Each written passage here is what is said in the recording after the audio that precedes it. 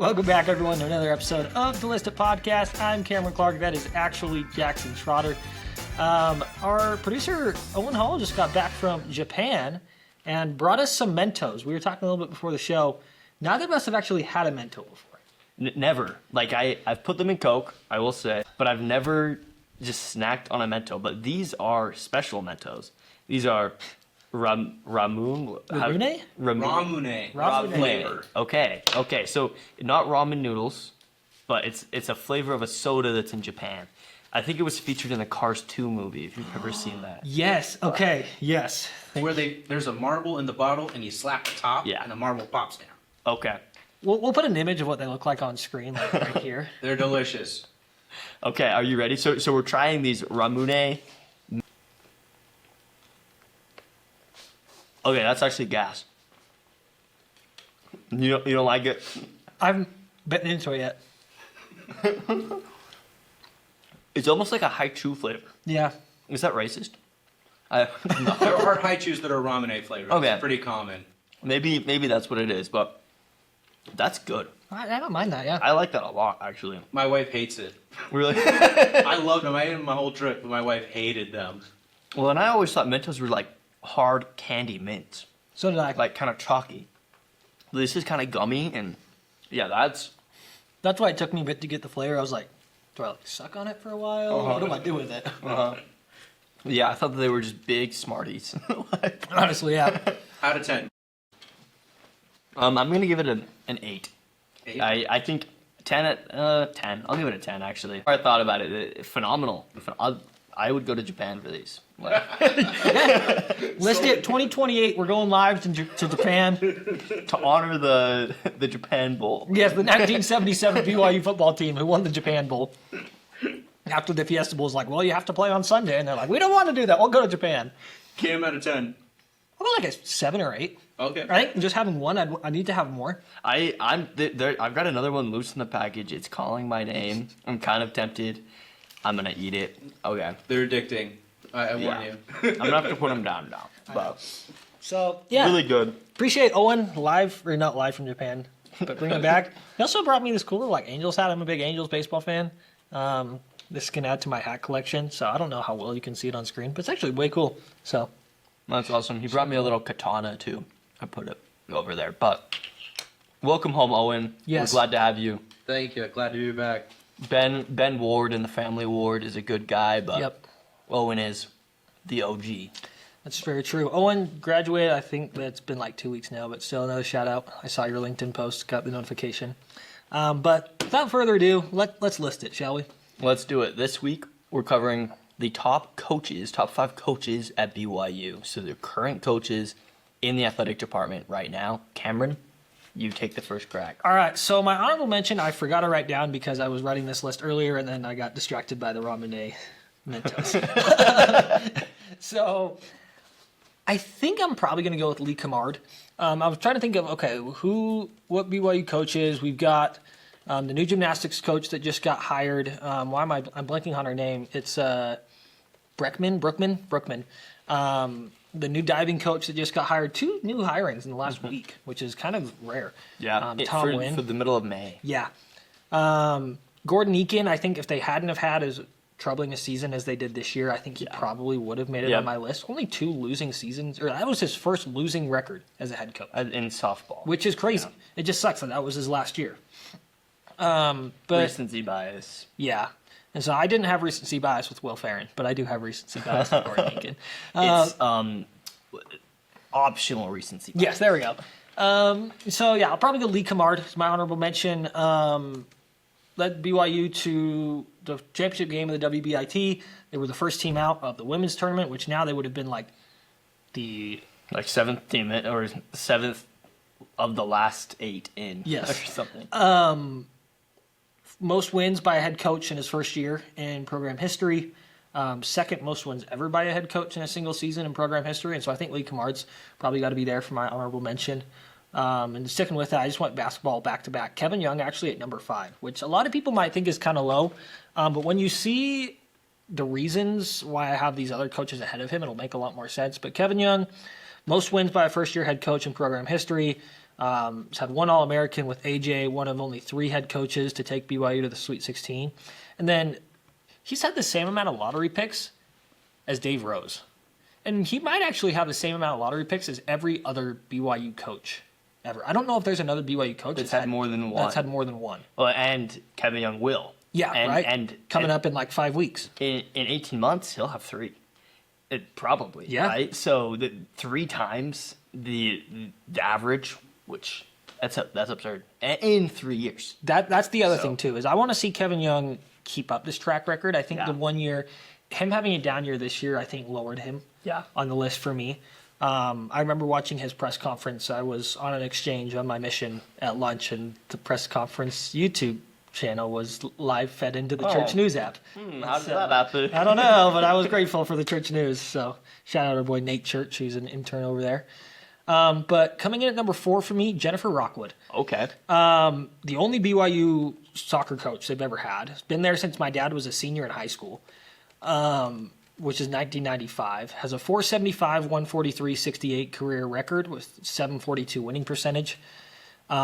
She's 8th all time in career victories in women's soccer. Yeah. And when put it in perspective, Lavelle's 7th. Yeah. So she's like on a Lavelle level for soccer. Oh yeah, she's amazing. She's the only coach the soccer team's ever had. But she's built that program and they've been very successful. And like most wins and highest win percentage among active female head coaches. So she's just one of the best in the game, period. 7-time conference coach of the year, once in the WAC, twice in the Mountain West Conference, 4 times in WCC. Been at 10 Sweet 16s, 5 Elite 8s, 2 Final Fours, the national championship once, the Big 12 champs this last year, 24 All-Americans, and then 3 Mac Herman Trophy, which is the Heisman Trophy of women's soccer, 3 finalists for that award, which I don't think there's another, like AJ was a finalist for the Wooden Award, but none of these other coaches have people who were finalists for that big award. Have played at that level. Yeah. I think the women's soccer team is very underrated at BYU. What they've been able to do, and she's been to 2 college cups. Yeah. Like they've been at the top of the conference every single season. Like Jennifer Rockwood's had a phenomenal career. I'm honestly surprised she was at 4. I know, and I think with these other coaches, it's like, so I have Diljit Taylor at number 3. Okay. The first ever non-member head coach in BYU history, the only one that's not a member of the Church of Jesus Christ of Latter-day Saints. I think Tom Wynn, who they just hired, became the second one. Okay. The diving coach. But 2-time cross-country coach of the year, back-to-back Big 12 coach of the year, and then get ready for this, back-to-back conference coach of the year. She won the last 5 in the WCC and the first 3 in the Big 12. Yeah. Like, that is insane. It's absurd. Like, what Diljit Taylor has done, she hired in 2016. Yep. And just in the last 10 years, she's took a program that was good. They hadn't won a national championship since 2002 when she took over. But she's won 2 since she took over. And just the success. And people love to run for her. Yes. The women love her. I mean, that's the slogan, right? It's the run for her. Yeah. Yeah. Right? And so it's been a lot of fun watching her and just the women rally around her. Exactly. Like, they love having her as their coach. And she's in a way revolutionized women's sports at BYU. Yeah. I think that she's gotten a lot of credit for moving mountains at BYU, both as a non-member head coach, first in the history, as a female head coach, and as like fighting for women's rights in sports and just putting runners on the highest stage, and then also having recruiting the greatest BYU athlete ever, Jaden Hendengren. So phenomenal job. And like, that's just what she's done with cross country. Like with 21 All-Americans in cross country, which is insane. Track and field, and again, it's All-Americans for each like individual sport, I think. Yeah. 113 All-Americans. 113? Yeah, that's what the website says, BYUFears.com. That's insane. Like split between indoor and outdoor. Wow. But like 9 individual champs for track, 1 individual champ in cross country. And just the list goes on. And the only reason I didn't have her higher is because something I really value as a BYU fan is having a coach that's a BYU person through and through. Yeah. Someone that played there, someone that graduated from the school. Someone where this is their dream. This is the mountaintop. Yes, they dreamt about coming to BYU, and apparently Siri is going off. We've had her 2 go weeks off. in a row. I know. Siri, subscribe to our podcast. But it's just, I love the BYU guy, the BYU girl, right? That's just, they played there, they grew up there, in the surrounding area, and that's just who they are. And I think she's embraced it. I think she has too. I think she's done that better than anyone else. Exactly. As a non-BYU person, Yeah. Even better than Kevin Young. I agree. Kevin Young is not a BYU guy. No. His wife went to BYU, but he's here because it's easy for his family. Yeah. And this is where he wants to raise his family. I think that once his kids are grown, he's gonna leave. I think he'll go to the NBA. But Diljit, like, she's not from here. No. She's here, and she's happy to be here. Yeah. So that brings me to number 2, where I have Kalani Sitake. Oh. Yeah. So I told you yesterday he was going to be my You told number me he was one. going to be number but 1. after going through these lists, my number 1, I just looked at it. I'm like, holy cow, this person has lots of accomplishments. But Kalani, Big 12 Coach of the Year, 23-4 record the last 2 years, is 6-2 in bowl games, 13 NFL draft picks, 16 All-Americans, first FBS head coach of Tonga descent, was a team captain as a senior when he was here at BYU. Kalani's just a builder of men, and that's my favorite thing about Kalani. Honestly, I don't know how great of coach he is at coaching football, but at being able to coach his other coaches and turn these athletes into men, into people who will go out and help society no matter what. Like, you look at what Jake Retzloff has done, right? I think a lot of the reason he handled everything the way he did is because of the man that he became underneath Kalani Sitake. I agree. Jake, Kalani builds men. Yes. And football is the ultimate team sport, right? You need men that love each other to succeed in football. The last 2 years, BYU's been one of the best teams in the country, and they've had 2 draft picks. Neither draft pick came in the first 5 rounds of the NFL draft. And so seeing that instead of having these flashy, great athletes, which BYU has, I think BYU will have a first-round draft pick next year.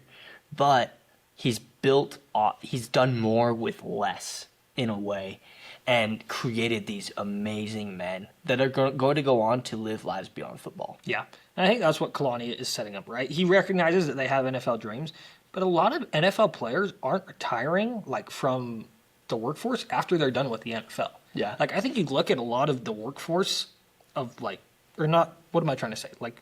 who played in the NFL, most of them aren't just done with their lives after that. They go start businesses and everything like that. And I think Kalani is setting them up for life after the NFL better than any coach could. I agree. Kalani, there was a time that I thought that BYU should move on from Kalani. That they should promote Jay Hill and have Jay Hill be the head coach, that we hold on to him. I couldn't have been more wrong. No, yeah. Kalani is a phenomenal head coach, and I've loved watching him grow. In 2016, he was kind of a hot-headed, passionate man. Yeah. But now he's a wise family father of the team, and they've done great things in that decade. He has sweet dance moves. He does. He signed my football right here. So that's kind of fun. I ran into him at the airport about a month before I left on my mission. He was going to a coach's clinic in Phoenix. We were getting back from San Diego. And he actually stopped my dad because my dad was wearing some BYU gear. And so, we didn't even stop him. So it was kind of cool. That's another thing. He's great with the fans. Yeah. But he told me, he's like, I was like, oh, I'm going on my mission, going to Phoenix. He's like, well, tell your mission president. I said, you can, just switch your P-Day to Saturday and watch the games. Maybe say I'm glad I didn't watch those 2 seasons of BYU football. The only play I watched over those 2 seasons was a Keaton Slovis pick 6 against Kansas. Oh, my gosh. That was the only wasn't play even the worst play from that game. No, it wasn't. But rest in peace, PK Fire. But yeah, so that's why I have Kalani at 2. So number 1, Ed Eyestone. Cross-country coach since 2000, track and field coach since 2013, has coached 5 individual national champions in track and field, 3 individual national champions by 2 runners in cross-country. He has 2 runners that have placed in the top 6 in the Olympic marathon. Was named the Team USA head coach for cross-country in 2017. Has coached 2 national championship teams in cross-country, was a national coach of the year. 18 conference titles, 17 All-Americans, finished in the top 25 every single year as a head coach, which I don't know if anyone else can say that for as long as he's been. Since 2000, BYU cross country has finished in the top 25 every single year. They've dominated. They are dominant. Yeah. And then what was the other one? Ran at BYU from 84 to 85, maybe a little bit before that. Those were the only times he won stuff, so that's what I saw. He's a 10-time All-American just by himself. Wow. Can I share something about him? Yeah. He is BYU's first individual NCAA national Really? champion. Yeah. He won BYU's very first in the 10K individual national championship. So you talk about DLG, how she's not like BYU through and through. Ed Eyestone is BYU through and through. So he did it. He was successful at it, then came back and has coached many athletes. Do you know how many All-Americans he had? So 17 for cross country. They didn't list the record for track and field. It's probably Probably an absurd ton.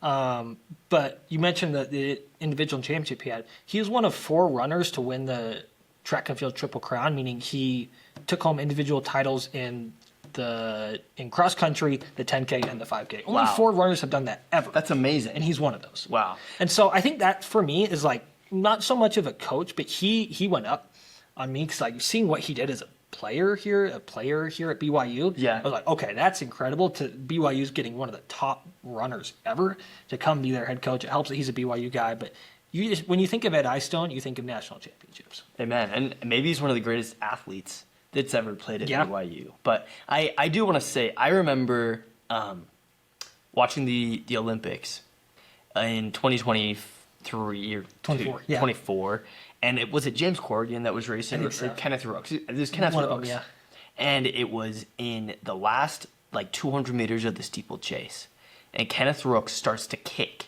and he jumps out and he ends up getting second place in the race. And there's a video of Ed Eyestone celebrating in the stands. And that to me was exactly why he is such a great coach. Because he wasn't nowhere. Ed Eyestone was getting no credit for that. That was Kenneth Rooks' race. Yeah. But Ed Eyestone was just ecstatic because he was succeeding. That I think is what defines an amazing coach. It's somebody that can go out and watch their athletes succeed, push them to the very limit to succeed, and then love them and celebrate them as they succeed. And I think that there's a lot of gospel truths and messages to be taught there as well. I love Ed Eyestone. And I think that's something that all of these coaches too, like we won't hide it, right? We're members of the Church of Jesus Christ of Latter-day Saints, and I think that probably went into the value of what we were doing for our picks. Yeah. You look at, Ed Eyestone, Kalani Sitake, Deljeet Taylor, Jennifer Rockwood, right? They're not all members of the church. The firesides that they put on, Amen, just for the youth in the area, for when they travel everywhere, right? Those I think are some of the coolest things for me to see is the reaction from people who go to those firesides. Yeah, well, and that's a core memory for young BYU fans. Like, I'm a runner. The cross country team's coming to my hometown, and it's a premier team, and in the church, like these are local celebrities, and being able to come and interact with the athletes, but then also feast with them. That's awesome. Yeah, he's the only coach who every single day without fail on BYU TV I see a commercial about one of his athletes. Kenneth Rooks has fallen. I'm falling to the finish. A national championship. These guys are moving so fast right now. Well, yeah, so that's my list. Okay, so we got Lee Kamard, honorable mention, Kevin Young, Jennifer Rockwood, Diljeet Taylor, Kalani Sitake, Ed Eyestone. Yes. That's awesome. When you first started listing them, I texted Owen, and I said, our lists are going to be identical. Are they identical? No, they're not identical. You got a couple picks in, and I was like, okay, they're not identical. But before I get too far into this, I do want to give a shout out to my high school football coach, Eric Thompson. I didn't tell these guys that I was going to do this, but as I've been thinking about people and what coaches do, coaches build people to be better versions of themselves. And my high school coach, I was a little kid. I weighed like 90 pounds, and I was 4'11" my freshman year of high school. Little guy. But he saw something in me and motivated me. And he has ALS and can't walk and can't talk and can't eat. But he's at every practice for my high school. His wife wheels him out in a wheelchair. And when I got into BYU, he called me and congratulated me. And when I got home from my mission, he reached out again. And he embodies everything to me of what a great coach is. And I'll forever be grateful for him.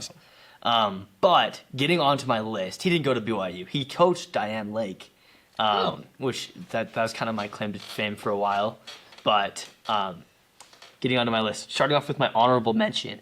And Ken and I, before the show, we joked that, or not even joked, he said, I think all three of the lists, so ours and then also our guest list, are going to have the same 5 people. He's correct so far. My list, a lot of the people that I'm going to name, Cam already is named. But starting with my honorable mention, Lee Cummard. Lee Cummard was great in his first season. I think that if he had started when Amber Whiting became the head coach and coached throughout that whole period, he may have ranked higher on my list. Just because he only had 1 year. And it was a great year and a great splash, and I think they're going to go deep in the NCAA tournament next year, but only 1 year. So Lee Cummard, honorable mention. Number 5, Kevin Young. Okay. So me putting Kevin Young at 5, I thought was bold, and then you did it, and Kevin Young is great. He's an all-timer at BYU so far. But I do think that this season, the bad taste in my mouth, I've talked about that quite a bit, and just not reaching expectations. I think in my concern with Kevin Young, and the reason he's at 5, is that he has recruited really good talent, really great talent, and that talent has gone on to be drafted in the lottery. But those people would have been lottery picks regardless of Kevin Young. And so I want to see more out of Kevin Young. I want to see more development of people that weren't already going to be lottery picks into draft picks. Richie Saunders is a great example of that. So that's I can hear you guys. You're like, oh, Richie Saunders. Yes, Richie Saunders is an example of that. I just want to see more of that, and then I'll put Kevin Young higher. I think Kevin Young, and don't hate me for this, I think Kevin Young does less with more. While some of these coaches do more with less. Now, I think that will change, and I think that he'll get on his feet, and I think that this next basketball season is going to be one of the best ever. And that's all due to Kevin Young, the staff that he's built. And I think, behind it, great head coach or great assistant coaches.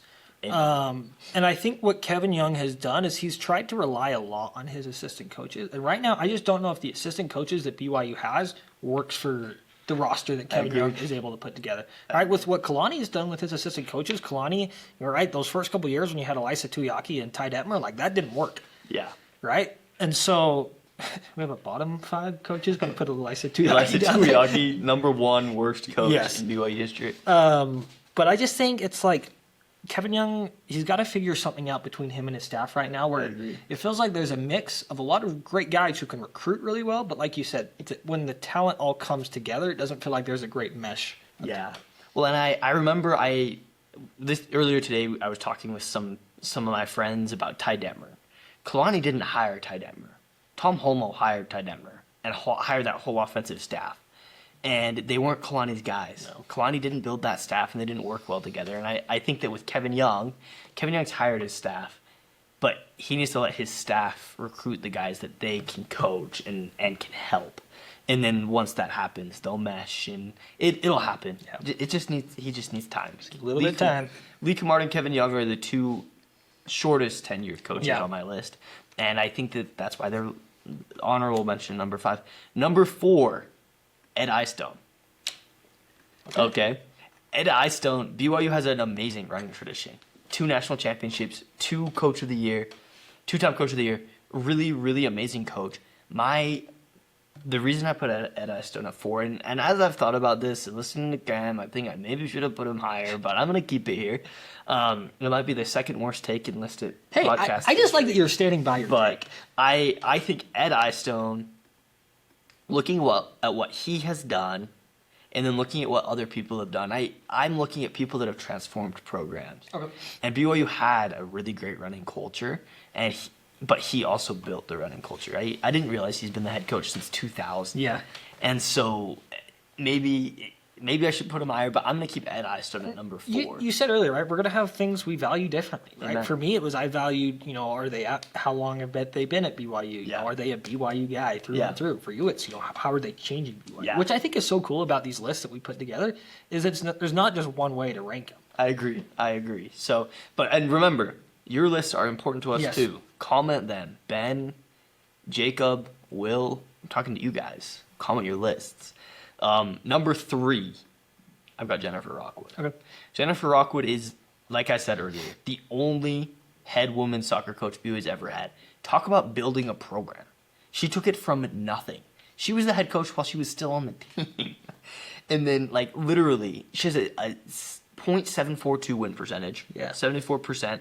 That's over 31 seasons as the head coach.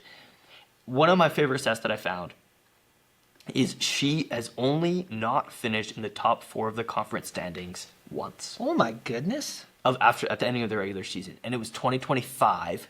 They finished 8th in the Big 12. Barely squeaked their way into the Big 12 tournament. But then guess what? They won the Big 12 tournament.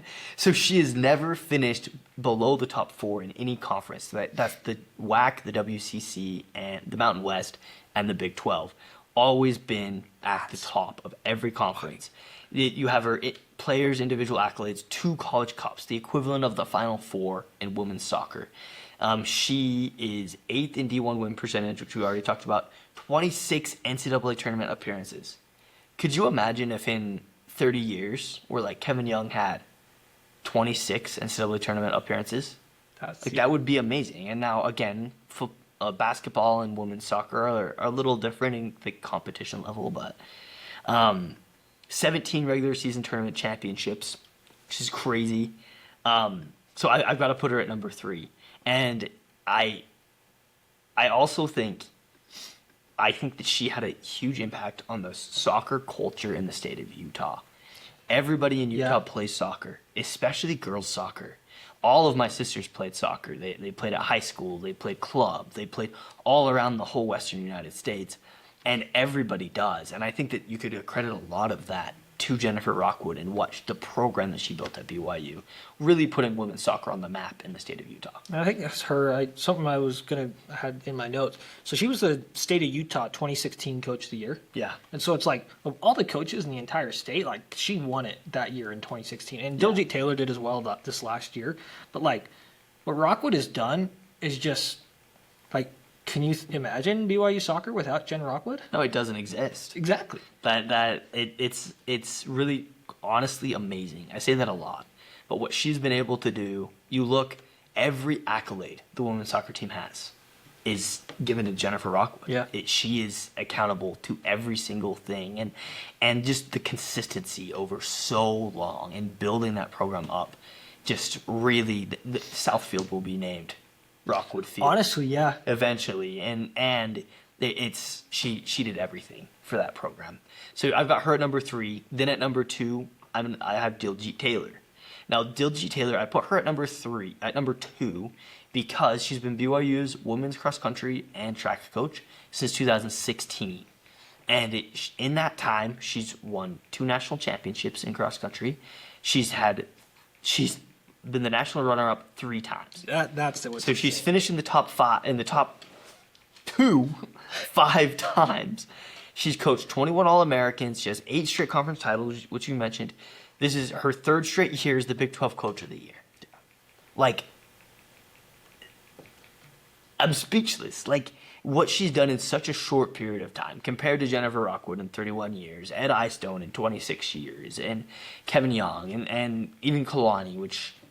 Yeah, but Diljit Taylor in 10 years has had a phenomenal career at BYU. And then I also was looking at it. Well, I was like, okay, well, I put Ed Eyestone low because BYU had a really good cross-country culture before Ed Eyestone. So I was like, okay, well, maybe the women's team did. The women's team did, but the last time they won a national championship was 2002. And then they had a long break. Diljit Taylor took over, won another national championship. Boom, right there. Won back-to-back, and they'll probably win it again. And because Diljit Taylor has mastered that, recruiting great athletes, getting them to fall in love with the culture at BYU, and then creating synergy. I think everybody loves being on the women's cross-country and track team at BYU. So hats off to Diljit Taylor. Now it's time for my number 1, Kalani F. Sitake. Okay. So Cam told me he was going to put Kalani at number 1, so I was like, I'm also going to put Kalani at number 1. So Sorry to back out on you. It's okay. Kalani's accomplishments aren't as good as the other people on this list. If you were just looking at it on paper, he's maybe number 5. He's won a few bowl games. His record is 6-2 in bowl games, which is pretty good. I don't even know if Kalani makes, like, if we're going to rank just on paper, I don't know if Kalani makes the top 5. I know. Well, what has he done on the national scale? Yeah. But I think looking at what he is building and looking at the competition level of college football, Kalani's brought BYU into national relevance for the first time in 30 years. Like, really, since 1996 was the last time BYU was as relevant as they are now, in my opinion. Yeah. Now, that could be wrong, and Bronco Mendenhall had a couple really good years. 2001, I guess. 2001, Luke Staley, but Yeah. I mean, that ended as another what if. Yeah. But, like, Max Hall and John Beck, like, the two winningest quarterbacks in BYU football history, like, they were relevant, but BYU, Kalani has taken BYU from independence into the Big 12, and now they're at the top of the Big 12, projected to win the Big 12. LJ Martin is projected to win the Doak Walker Award. Bear Bachmeier will be a great quarterback in college football. Ryder Lyons, the best recruit in BYU football history, could come in and maybe do some things. Is the quarterback factory back? Like, I think that what Kalani has built warrants him being the best because of how competitive college football is and how important college football is to the fans. Yeah, I mean, it's just, I don't know, I like it. Like what you said, right? He's just builder. He almost is setting a foundation where BYU won't be able to fall off of. Yeah. All right, it sounds like I'm quoting a script here, but really it's like he's building a foundation where if BYU stays and he sets a layer of like, okay, here's the how-to to be a BYU coach. Yeah. Right? And that's a plan that I think is pretty simple to follow. Right? There may be some coaches that are a bit more selfish than others, but if they are willing to stick to that plan, BYU is going to stay on that national level. They're not going to fall off. You know, we may not see 11-1 every year, right? You may see a couple of like 8-4, 7-5 teams. It happens, but they're going to be competitive teams that you're not going to say, oh crap, I have to watch another season of BYU football. Like, oh great, we're 3-4, and now I've got to watch the rest of the season, and it's going to suck, right? I think Kalani's just built that foundation. I really like how you said that. And just, it's only going to go up from here, and he's built a very high floor, I think is what I'm trying to say. Well, and it's not like he's just recruited and had these flashes in the pan of really great athletes. Like, he's recruited well to his culture and then built on that culture. So I love Kalani Sitake. And then another thing, and you said that about, you felt like you were quoting a scripture, and it reminded me, Kalani quotes scriptures to the team. He teaches the team. He feeds them because he is a man of faith. Talk about a man that is BYU through and through. There's nobody on campus that embodies Brigham Young University more than Kalani Sitake. Yeah. So he's got to be number one for me, and he's my hero. I want to be just like Kalani when I grow up. Yeah, that's a good way to put it.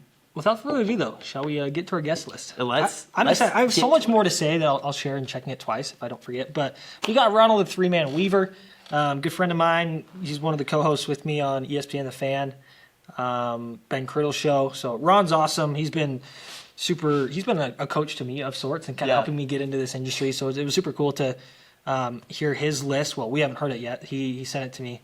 It's right here. But we're going to... Ronald, the Three-Man Weaver here, going to give my top 5 coaches at BYU. Ed Eyestone coming in at number 5, men's cross-country track and field. Eyestone has been one of the most steadiest but elite coaches in the country.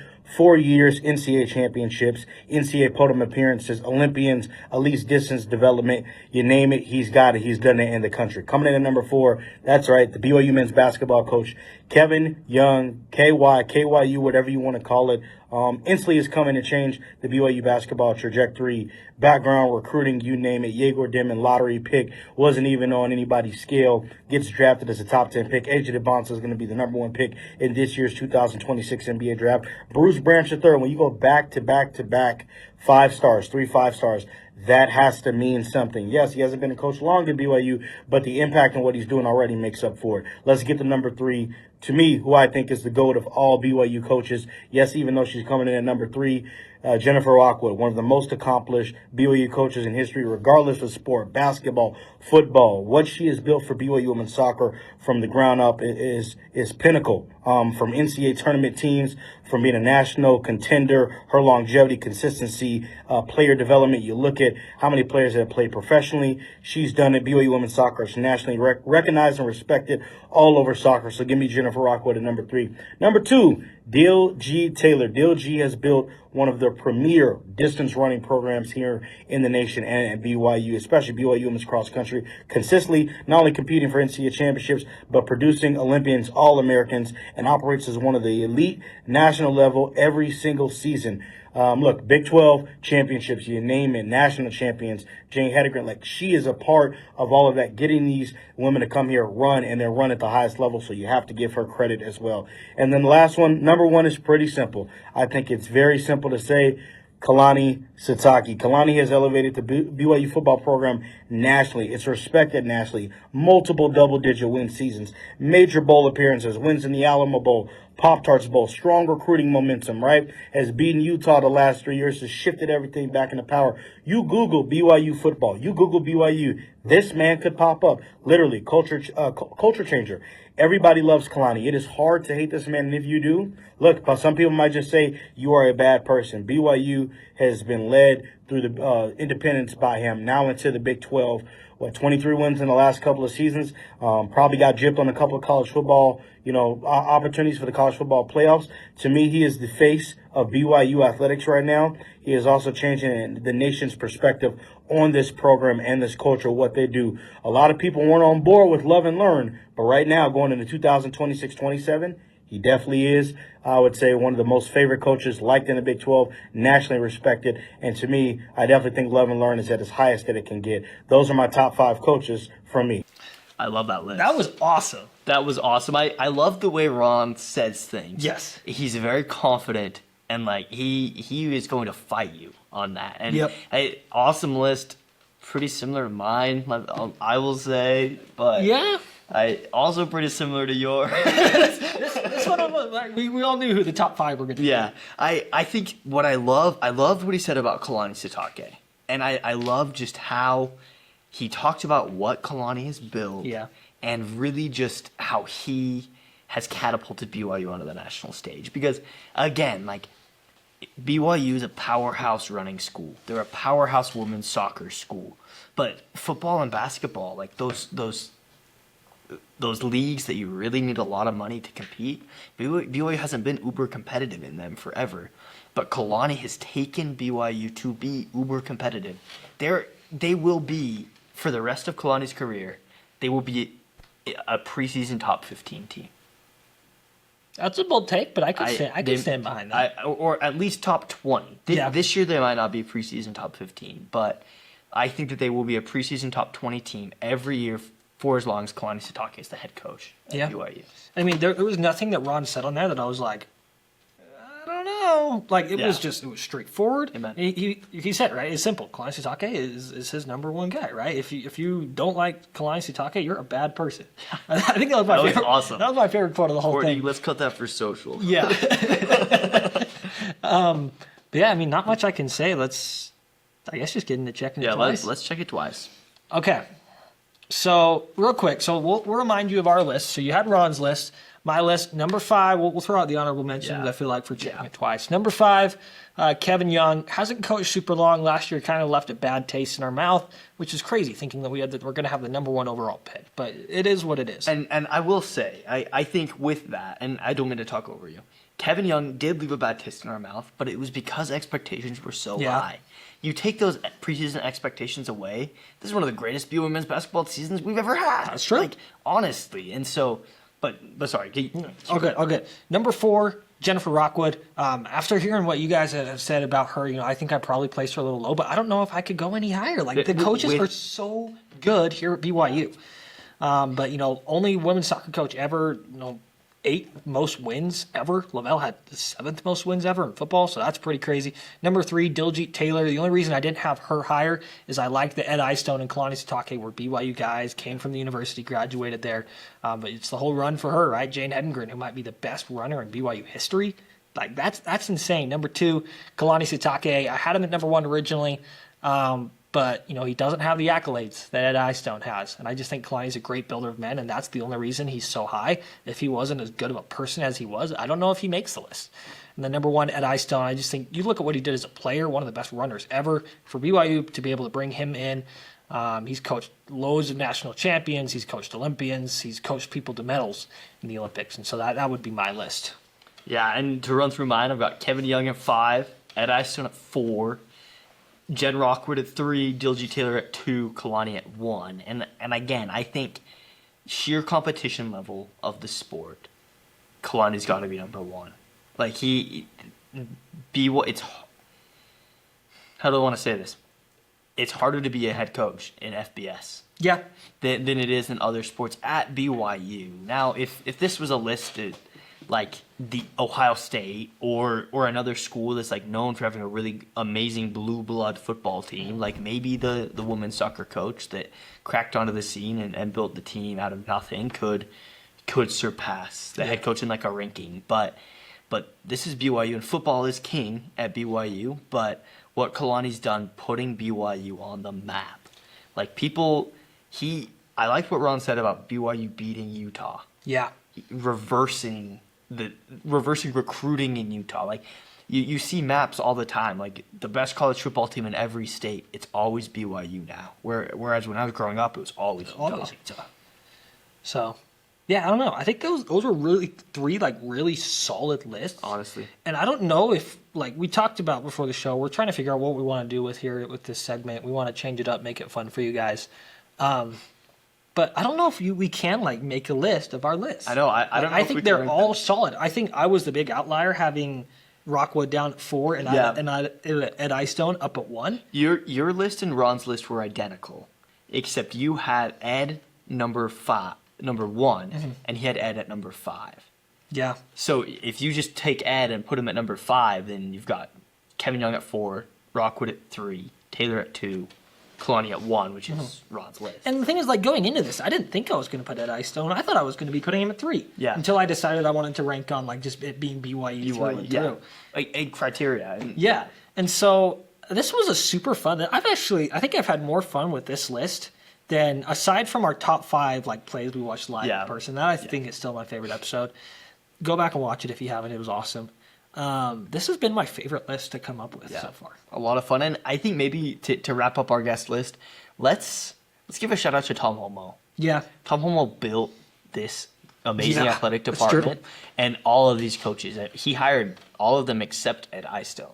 And Jen Rockwood. And Jen Rockwood as well. And technically, I guess Kevin Young, Brian Santiago was instrumental in him. But Tom Holmoe kept them all at BYU and kept them all happy and really helped to build a culture at BYU that was a great athletic department. And we're only going to see that continue to grow now in the Big 12 and with NIL, and things are really good in BYU athletics. So shout out to Tom Holmoe. And now, we've checked it twice. I think we're ready. Are we ready? I think we're ready for the blind ranking. Real quick, shout out Matt Shank. Just won the 6th national championship with BYU men's lacrosse team. He's been a pretty good coach. He actually coaches Kalani's son as an assistant coach at Byu. So Matt Schneck, I believe. Schneck. Thank you. Yes. Awesome guy.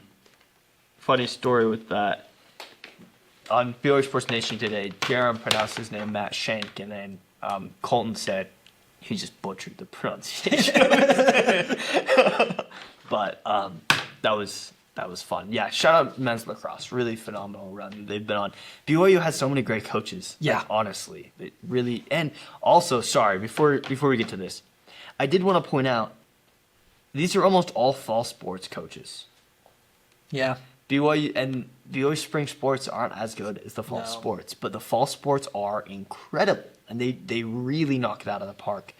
Just funny because baseball is a spring sport, but I hope the spring sports can catch up. Well, I think a lot of what Dilgy Taylor has done though is her cross country teams are good, but her distance runners in the spring, and in the winter, that's where a lot of the All-Americans and individuals. And I think that's what helps the track coaches is they have all 4 seasons to coach the team. That's true. So. Okay, let's get into it. All right, blind ranking for this week. Gonna throw a curveball at you. Although this guy's not a pitcher. Daniel Schneemann. Schneemann. The Schneemann of the Cleveland Guardians. Which is German for snowman. Oh, I did not know that. Yeah. That's cool. That is cool. Can you spell it right? They cannot spell it right on my jersey. I'll bring it next week. Okay, I'm gonna put him in at number 4. and I'm gonna name it D Schnee because that's his Instagram handle. That's true. D_Schnee. I'm gonna go number 5. My guess is we're doing like pro players. Pro players. And I think unless they put another baseball player on there, I think Schnee's got to be a 5. Okay, yeah. I'm gonna keep him at 4 just in case. I don't know baseball very well, so maybe it's all-time BYU baseball players. And I don't know. He did say he was gonna throw a curveball. Hey, shout out to my bishop, Gary Miner. He was on the baseball team Gary back Miner. in the 80s. So I saw a baseball card of his once. It's a good-looking dude. He has no hair now. No, I should have gone to my. Let's work get to more let's often. get to our next one. Sorry, Bishop. Puka Nakua. Okay, I'm gonna put Puka. I'm gonna put Puka at number 2. I have him at 2 as well. I'm just to see if we're counting since AJ is technically done at BYU. Yeah, Is he going to be counted as a pro he player? doesn't have a pro career yet though, That's true, so but I think he has the highest ceiling. yeah. Yeah. So we'll see. All right. Up next, Yegor Diomin. Yegor Diomin. I'm gonna put him at number 5. I'm putting him at 3, or excuse me, at 4. I think he's good. He's not great. Yeah. I'm excited to see where the Nets go with their draft pick this year. I'm hoping they don't draft another point guard. They already drafted 3 in last year's draft. I think Yegor's being transitioned to more of a shooting guard role. Shooting guard, a pass for a shooting guard, which is a bit weird to me, but that's kind of the role that they have him in. I saw a mock draft, and this could be just a Utah fan, but they mocked that the Nets are going to trade Yegor to the Jazz in part of a 3-way trade. So the Jazz would get Yegor, and the Nets would get the number 1 overall pick, and then the Wizards would get the Nets pick. And the Nets were going to take Darren Peterson, and the Jazz would get AJ and Yegor.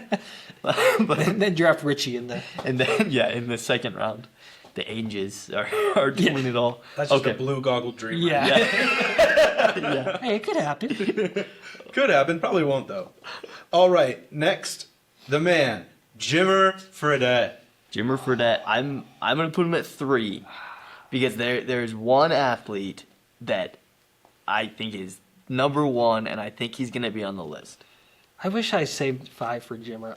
I'm sorry, Jimmer. We love you. We're excited to have you, on the podcast in the future, probably. But your pro career, I mean, maybe it's because he's not playing right now, but Recency bias. Yeah. And I don't know what Jimmer did in Put him China. 3, though. It's not the NBA. no. But what he The did lonely in master. professional athletics Yeah. in the NBA was jaw-dropping. Yeah. He might be the greatest player to ever play in the Chinese league. One of the But- best, definitely. Yeah. Yeah. Right Okay, on. let's get ready. This will be my number 1. Same. All right. You guys saved my favorite for number 1, I knew it. Frederico Warner. I was like, who's named Frederico? I'm like, do we have a soccer player that's playing in Brazil or So something? I know Owen, our producer, is a 49ers fan. So I knew Fred Warner was going to be on this list, and I had to reserve him for the number 1.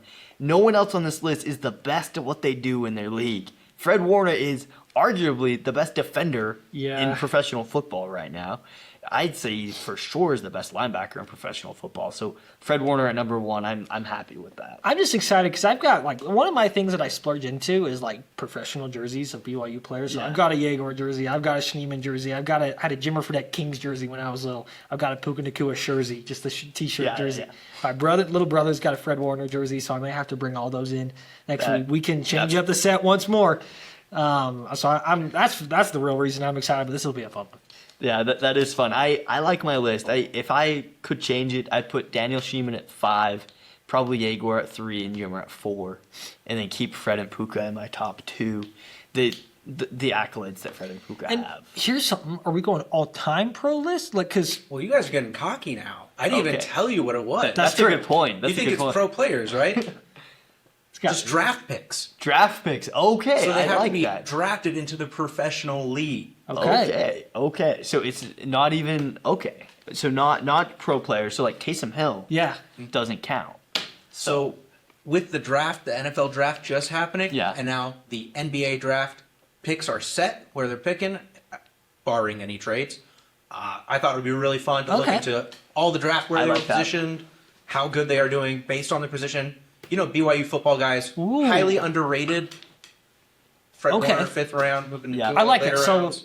if I'm understanding, it's like ranking BYU pro players based on where they were drafted and like what their value is from there. Yep.